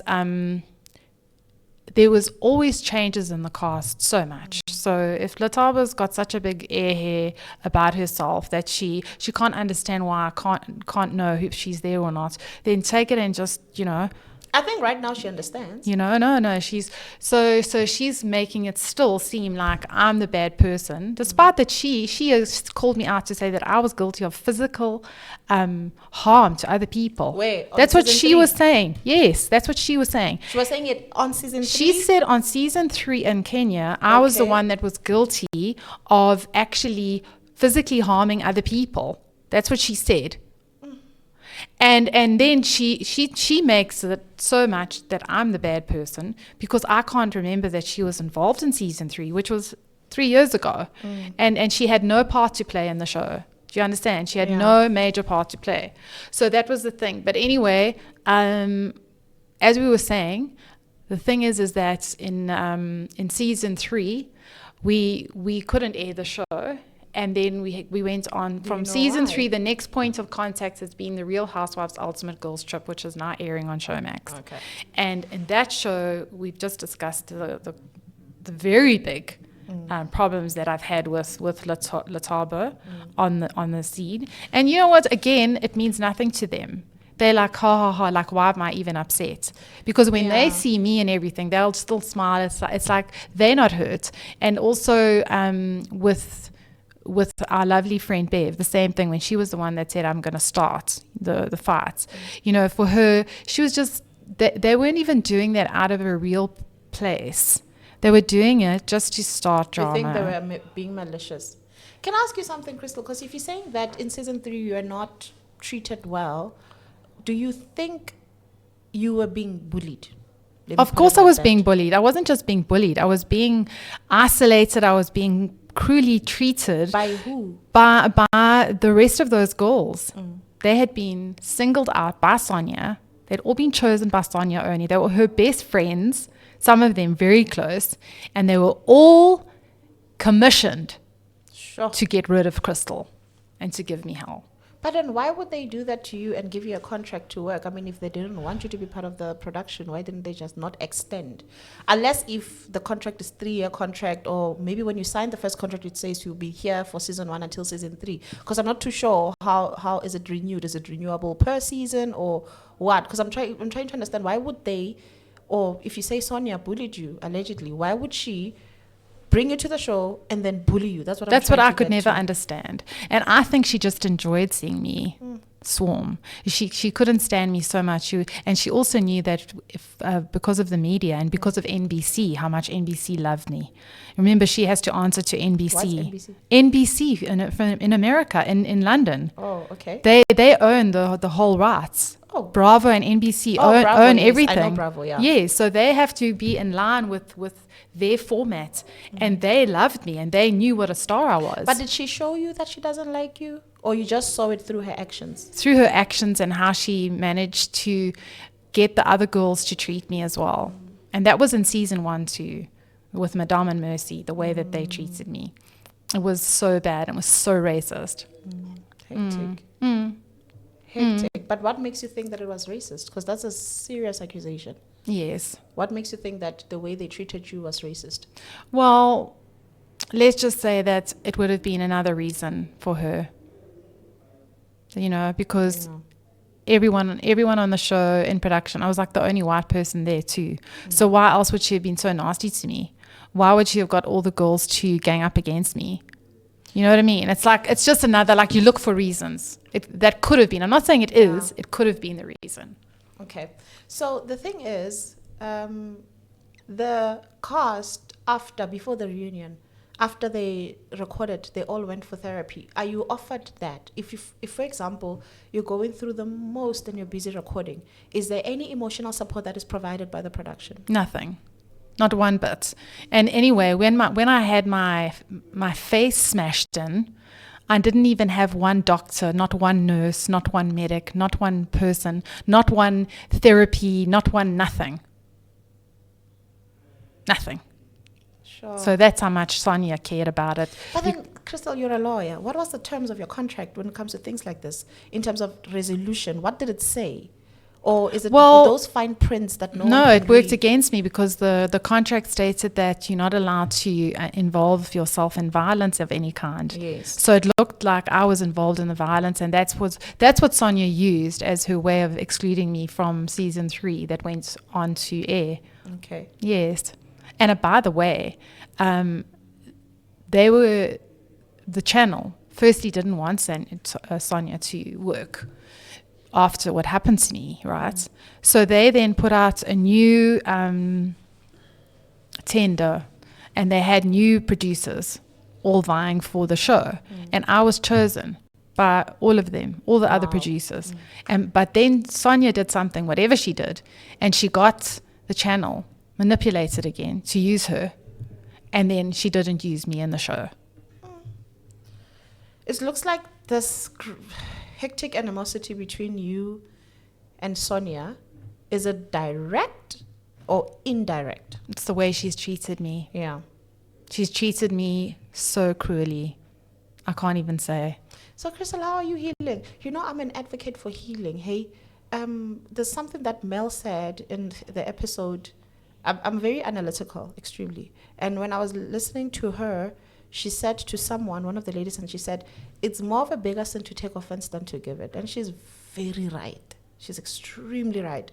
The reason why I'm asking about emotional help, because yes, you said you experienced bullying in these shows, right? Now, if emotional help is not, or emotional support is not provided to you, how then do you survive on a mental capacity?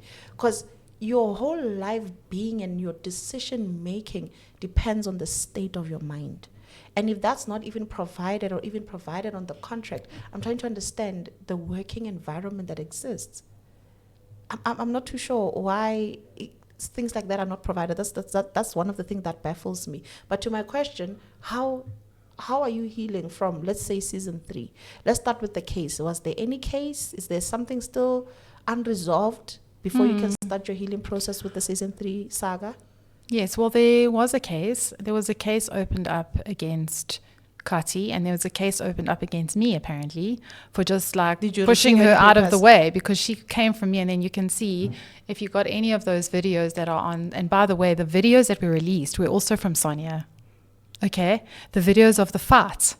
If you go and watch it, guess what's not there? What? There's only one thing that's missing from that whole fight. What? Actually, no, maybe more than one thing, but it was edited out. It wasn't edited out. It wasn't even put in. Guess what? What? Kati actually giving me the black eye. How come that wasn't in the video? Do you understand? I'll have to actually look for the video. Yes. Because I don't know how the video looks like. So what happened is I'm not happy about those videos at all because they're not accurate. They are so Okay. not accurate How so? because they don't show the whole string of events. Okay. Obviously, to every situation, there's context. And so, the only people that have released those videos are the people that were in control of it, and that's Sonia. okay. Were they leaked or released? Who released them? Do you know? Apparently it was one of the cameramen working with them at the time. So it's possible that they were actually leaked. Why would he have the actual license to release them? Hectic. Okay. Do you understand? Yeah. So there's only one person. That's why she hasn't come forward and said this or that or anything, because she operates in the dark. So what's happening with the case? As you can see, I don't have a lot of good things to say about that situation. Yeah. And there is a lot that needs to be brought to light. Okay. There is a lot, and I don't know if it will ever be the case. I can just have my opinion, and who knows? I may be jumping to conclusions, and I actually don't want to do that. And I don't want to say that on air because I don't know. It's just how I feel and what I think. Absolutely. It's your opinion and your feelings. Yeah. But I want to know in terms of the cases that should be with the courts right now. So the court cases, I made out a case. I went to Pretoria. It took me a whole day of being there to get the bouncer who was with me, who saw everything happen. And he actually will say that I was hit in cold blood sitting on the couch, and that I was hit when I didn't even raise a finger to them. And what about the case that is against you? Are you aware of it? Or No, is it... it's called in law de minimis. It means nothing. No one was hurt. There was nothing. So they just did that because they were guilty, and they did that to try and look like they were covering themselves. Any chance of you guys appearing in court anytime soon for that? Is it assault? Is it called assault? Yeah, I know. It's actually been scrapped. Okay. As far as I know, my case is still there, one against Gugu Kati. Okay. So I can continue with it. Okay. It's just that I would possibly need to add a few more pieces of evidence to that. And maybe those tapes would help if I can get them. But then I would need the whole tape. And seeing they're released, it's so funny, you know, I can just see right through it. The person that released that was against me. The person that released that was for Gugu Kati and her crowd and Brunette. Because the part of Gugu Kati hitting me in the face, where I got the black eye, is not in the video. Do you understand? Yeah. Yes. Yeah. I see what you mean. Oh, that's a very... Anything that has to do with legal. Ish. Yeah. Let's let the law run its course. If evidence needs to be provided, so be it. If subpoenas must be issued, so be it. As long as the law takes its course. Because at the end of the day, with cases such as these, just to be fair, this is where we need to rely on the justice system of this country, to be honest, in order for us to know whether or not fair prosecution or fair treatment will be provided. So the ultimate girls trip, how did we get there?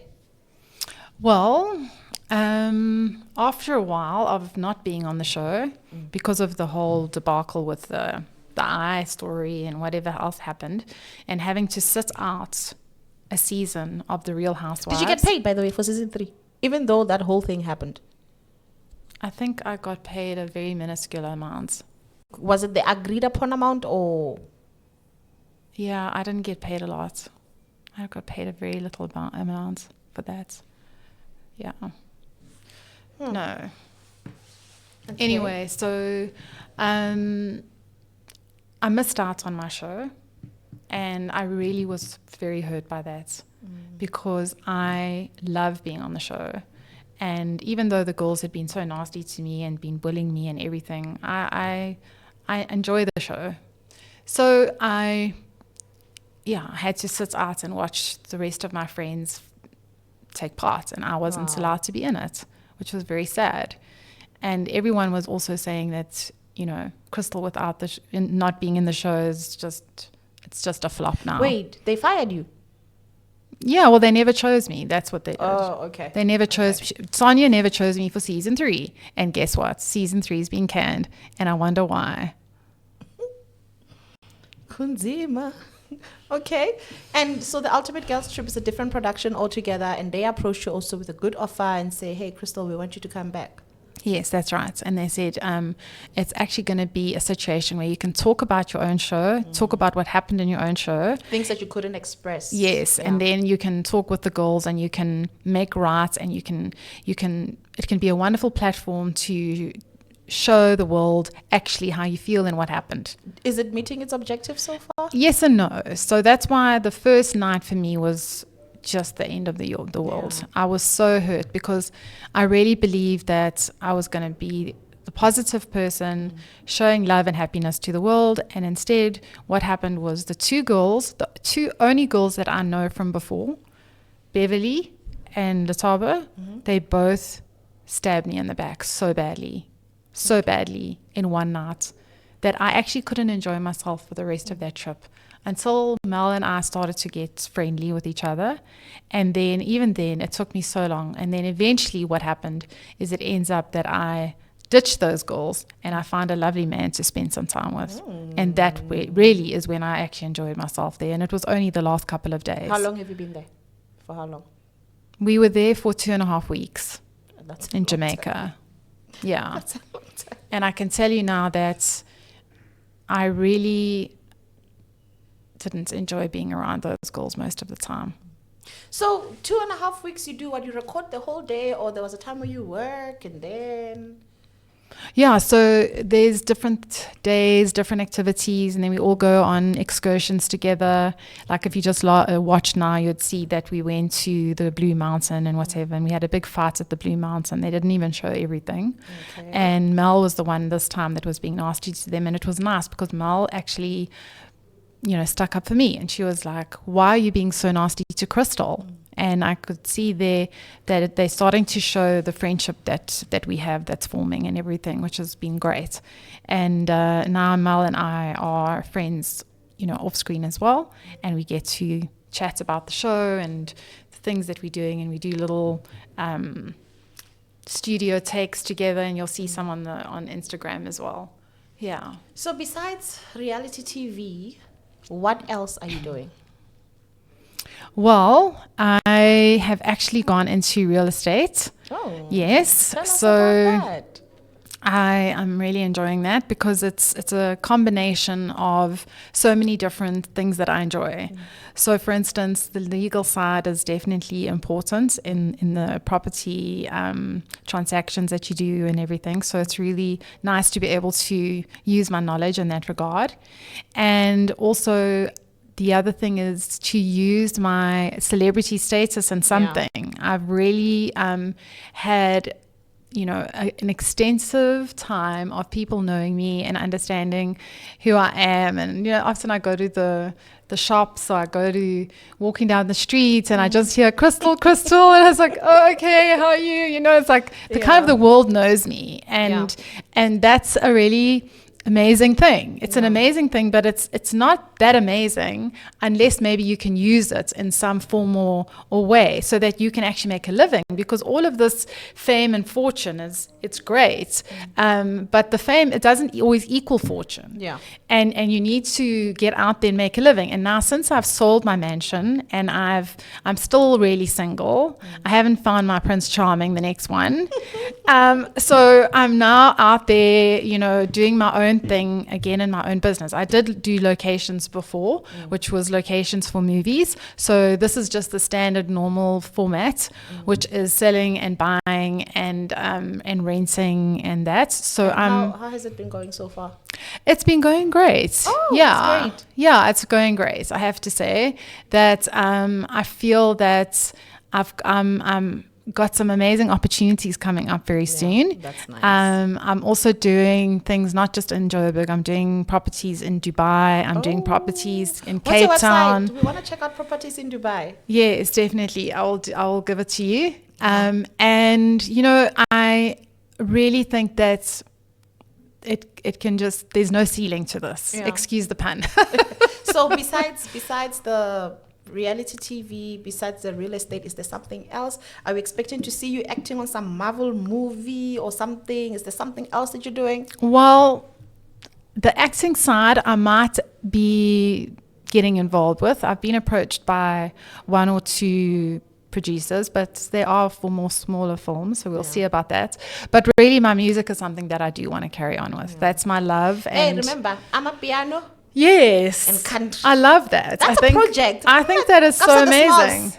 Pori pori. I hope you're watching. Yeah, I really do. Please come our way. Like, please come forward. Anyone that's interested in putting this gig into operation. Yeah. I think that would be amazing. And I do want to get to the States somehow. I have I have a reservation somehow, but you know what they say? You know what they say in The Secret in Mind Power, which is, I'm a very big mind power person.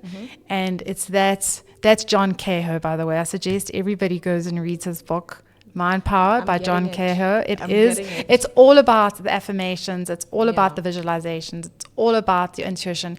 And you know what? It's written so simply and easily. It's a small book. It's not a thick book. And it is my Bible. It is my second Bible. My first Bible is God's Bible. And my second Bible is honestly that. And it is, that's why I believe I got my big mansion and my cars and all the, I don't want to say the men.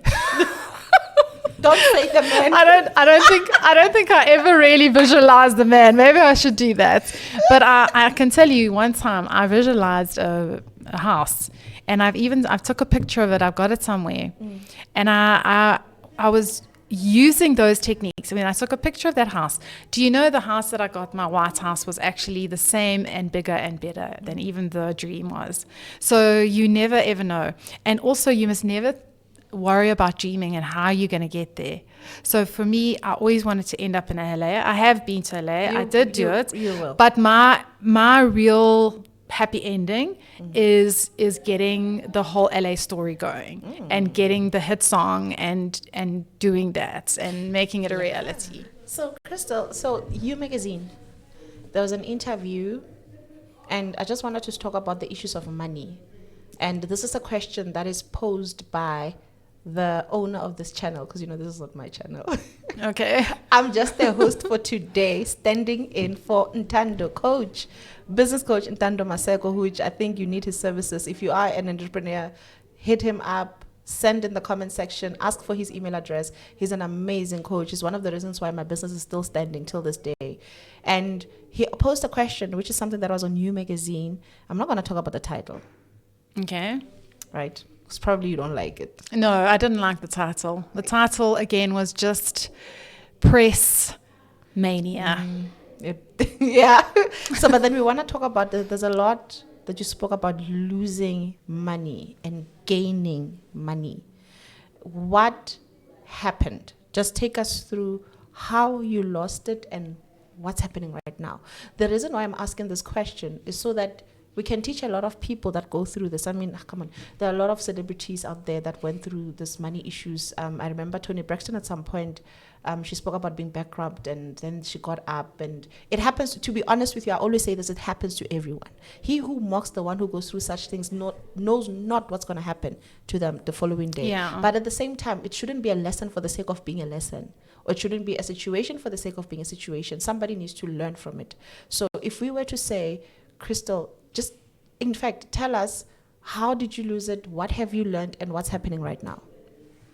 Okay, so what happened was, like, I got 30 million rand in one day. Yes. Okay, so how you can ever say, Christal, what the hell did you do with it? Like, everyone just thinks I just spent it. Okay. And, well, that's not altogether true. I did spend a lot on the things that I wanted initially. Like, I got the house, I got the car, and then I also quit my job. So I didn't carry on working in the legal profession. I retired. So that was a big thing that set me back, because even though I had a lot of money in the bank, so I invested it, and I had my husband's a financial advisor, so he was able to invest my money very wisely, and it was in a very good investment, right?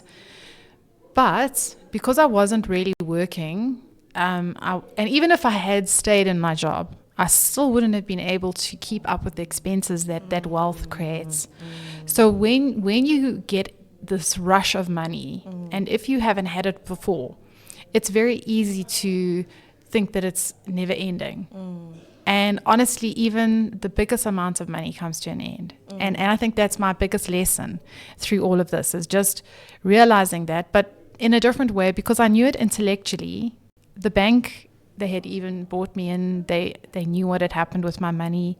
They actually sat me down and they showed me on a lovely big slideshow how this money can just go, because I'm not bringing in money, and how by this date, I think they even predicted it. They said if I didn't earn money, I was going to have no money by this day. Despite that, I still didn't go out and work, even though I did start 4 companies though. But what happened was I never continued with them. After a certain time that happened, my beautiful PA, she had to go to Durban and leave me, and I couldn't work without her. And that's how I felt.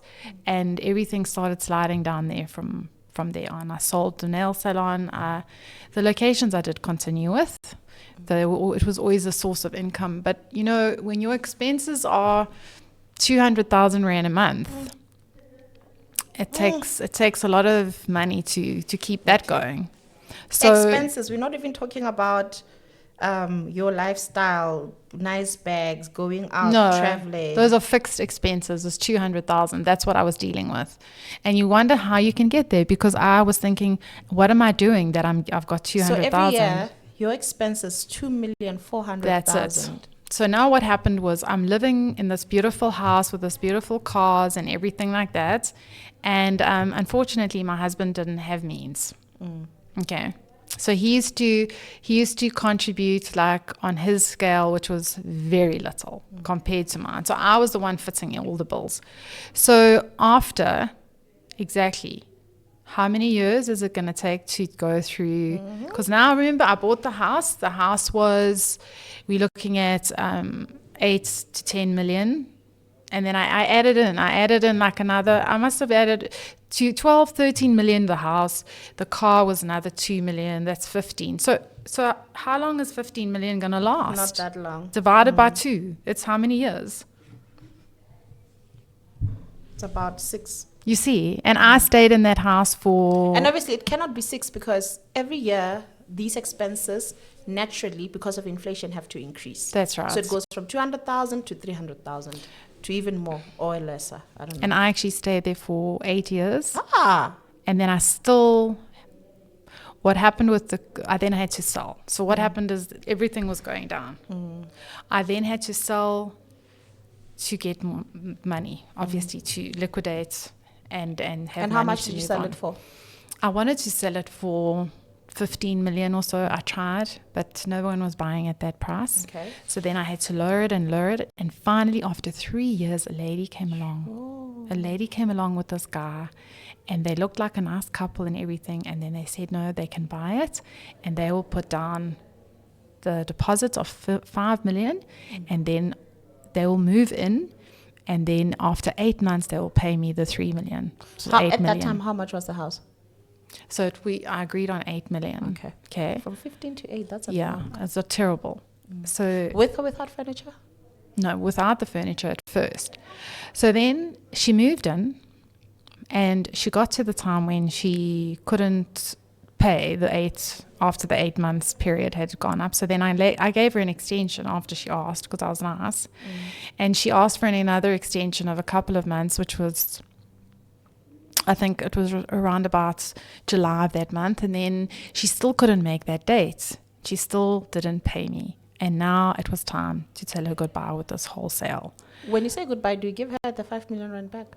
Yeah. So what would happen is that in terms of the contract, she would lose a certain amount of money because of that, but she would get like 3 million back. So anyway, I told her to vacate my property, and she never vacated. She actually turned around and she got her lawyer to send me an application to High Court to say that my cancellation is invalid when she had no case whatsoever. So the reason why she did it was so she could stay in my home, and she didn't leave for 2 years. And she just Because the case was dragging on. And you know But what? was she paying anything during that time? She paid a little bit of occupational rent towards me, but it was nothing compared to the real value of my home. And remember now, I was staying in big houses. I had dogs, cats, children. I couldn't stay in an apartment. Absolutely. I had to stay in a big home, 50 to 60,000 a month, 70 with electricity in Danefern. That's what I was used to. So what happened was she was giving me like 20 and I was paying out 70. And then on top of that, I had like all these expenses. I had like 200,000 Rand expenses that I picked up. And even when I left my house, I still had them because there was a lot of credit, there was a lot of insurance, there was a lot of, remember now I was paying just on my home. I had to pay, my bond was 25,000 say. Then what happened is I was paying the rental, like I just said. The rental was another 60,000 Rand. That is already almost 100,000. It's 80,000 Rand almost, 75. So that was before I even had to pay my insurance, before I even ate, before I even went out, do you know what I mean? So it was easy getting to those high levels. And yeah, because I had to take loans, and to pay the loans back were costing me a huge amount of money. And little bit by little bit by little bit, my money was just going. And I was still trying to get a job as a lawyer and everything. I mean, I'm fully qualified. I've got experience. Even in my own company, I was an attorney. Locations. I used to do the attorney's work for it. So I've got experience still. There's no reason. I used to get to the top 3 of every interview and then never get the job. Sure. That's how it went for 2 years. And every month, the amount was just going. I would just see the hundreds of thousands of rands just disappearing out of my account. I was seeing my young lover, my young husband. He was 28 years old. He couldn't support me at all. He was planning to go to Zanzibar. I didn't even know. And he was putting all his money in his own pocket. He didn't help me with nothing. I had to look after myself. My ex-husband had no money, nothing. My father was dead. My mother was an old lady in an old age home. My son depended on me. There wasn't one person that could help me. I had all these expenses just going down and down and down. And eventually, you know what happened? We got to ground zero. And Zero, Christal. no one in a million years would have thought that Christal K could ever have to think about begging at a robot or becoming a lady of the night. Do you understand? And I couldn't believe it either. I couldn't believe, like, is there a God? Like, where are you? Like, what's going on? Like, how can this ever happen? Like, this is just the end of the world. And, you know, for the first time in my life, I never had money. I was desperate. Like, as desperate as you could ever be. I was in debt. I had hardly any money. I was living in this house. Plus I had a son. Plus I had a husband, an ex-husband who honestly didn't give a damn. And if anything, he was more furious with me for having no money, and for, like, he would just think like I've just spent everything. He wasn't sympathetic about the case or about anything that happened to me. But is the case resolved? He was just absolutely angry with me. The case is not resolved.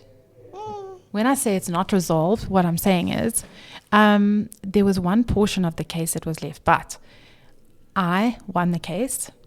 She had to leave my house. I did win. I always win. Then after winning, did she pay us the settlement? Or what happened? Because she stayed for 2 years after. No, nothing. Oh no, I had to take all the loss for that. Nothing. I just got my home back, and then she actually had this other portion of this case that she could sue for, and I don't know if she's going to sue for it or not. I haven't heard anything, so that's at least something. But that woman, she ruined my life. And I could say she ruined my life, but I can't say that because my life goes on. Yes. Okay, and I will always come through and win. And that is the thing. And that's the what you mindset you and need to that's what have you all have the to time. believe. You have to believe that no matter what happens, no matter what you're going through, you have to believe that no one can take your life. No one can ruin your life. You are responsible for it, no matter what anyone else does to it and does to you. Just like that man who first took my virginity, just like this woman who stole my house, just like you can get put down and pushed around and victimized and bullied. You are you, and no one can take that part of you away. 100%. Nobody can take your greatness. Nobody. 100%. Nobody can take, you know what? That God in you. No one can take that. Because God is in you, and you are part of God, and no one can take that. No Christal, one. I have a last question. Last question. I feel like we need to have 100. You deserve a reality TV, by the way. Thank you. Yeah. You need to get a reality TV because there was so much to unpack. And there's still a lot to unpack to make matters even worse. I know. And so it's difficult to lose money. Ooh, it's difficult to lose money, but it's a lesson well learned to people that are inheriting money from somewhere, that don't just spend when nothing comes in. And I think I always say this to young ones that got the privilege of getting sums of money from somewhere that they never worked for. When you don't know how to put it in, it's going to be difficult. Now it brings me to the question of, was the money from the Real Housewives, okay, let's say the Ultimate Girls Trip, enough to help you get back on your feet, or are you getting back on your feet? If so, is there something happening that's helping you with that? So are you talking about the Ultimate Girls Trip? Yeah. No, that is definitely not enough money to get me back on my feet. That was monthly, by the way. We had a lovely time, and I must say it was wonderful. Everything was paid for in terms of a trip to Jamaica, in terms of staying in lovely hotels. The villa was beautiful, the food was amazing, and the rooms, we didn't have to pay for a cent. It was all on the house. And then we did get a fee. I don't know if I can disclose that, but it was okay, and that we didn't film that long. We only filmed for 2.5 weeks. Yeah. So it was actually lovely. And it was just something for me because it came after I just managed to sell my house properly. And then I got some money for my house, but I had to pay back now so much in terms of debt and in terms of other things. It was the amount I have out is nothing compared to the millions I had before. So, that is a situation. And I have to constantly now sort out my debt and work towards paying it back and everything, because it's a big deal. And then at the same time, I'm working now with my new career in real estate and getting that going, and that's also something. But it's something that also needs to come through over time, because it's as you know, you only get commission, you don't get a salary, and you make money on your deals that you get through. So in a way, it's also nice because it gives me a lot of flexibility, and it also, there's no ceiling to what you can make. So you can actually really go the whole mile, which is looking great. So I think that, I've done a little bit of I wouldn't say circle, I would say a roller coaster ride, and now I'm on a little bit more of a level plane. And I am really looking forward to honestly making a huge impact in my new career, and making a lot of money, and helping other people also enjoy their homes and their money and what they want to do with things. So I think that it really is very close to my heart, because with regards to the real estate brokers that were working for me, they did such a terrible job that I ended up in this situation. And if they'd advised me better and they weren't so keen for their commissions, I may have not have been sitting in that situation. Sure. Yeah, and I really went through the mill, and I would really want to protect other people. And I think that, you can do a really better job at something when you've been through a lot yourself and you understand. As you're speaking, I think you need to start giving more and more legal advice on this real estate issues in terms of contracts with lease agreements and purchasing, rent to buy. Because this is information that people need to know. Most probably when you come back to the podcast, I won't be the host, but when you come back, you'd probably have a discussion with Ndando about that, because this is information that we need to know. We always make rash decisions on certain things, but not knowing the impact it has. I've been there before, believe you me. But I think this is information that we need to actually have. So are there any parting words? Well, I can honestly say that, life is really fun. Life is fun, and you've just got to remember that, and at the end of the day, not take things too seriously.